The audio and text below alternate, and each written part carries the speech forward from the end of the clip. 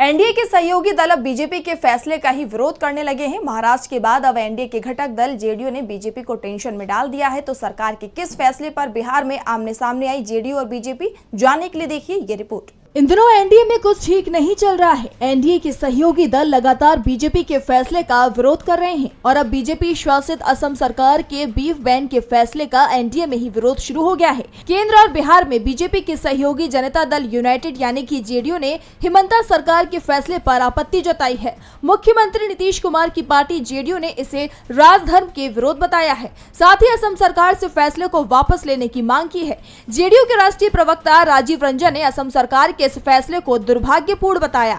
उन्होंने कहा कि लोगों को विकल्प देना चाहिए। सरकार को इससे कोई मतलब नहीं होना चाहिए कि लोग क्या खाएंगे और क्या पहनेंगे। ये फैसला राजधर्म के खिलाफ है और समझ से परे है। इसी के साथ जेडीयू के नेता और पार्टी के पूर्व राष्ट्रीय प्रवक्ता केसी त्यागी ने इसे संविधान के खिलाफ बताया।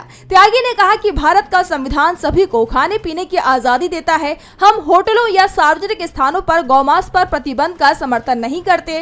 इससे समाज में तनाव फैलेगा जो पहले से ही काफी ज्यादा है। पिछले दिनों भी जेडीयू ने विभिन्न मुद्दों पर बीजेपी को घेरने की कोशिश की थी। जेडीयू प्रवक्ता राजीव रंजन ने किसान आंदोलन पर उपराष्ट्रपति जगदीप धनखड़ के विचारों का समर्थन किया था, जिसमें राष्ट्रपति ने किसानों के प्रदर्शन पर केंद्र सरकार से सवाल किए थे।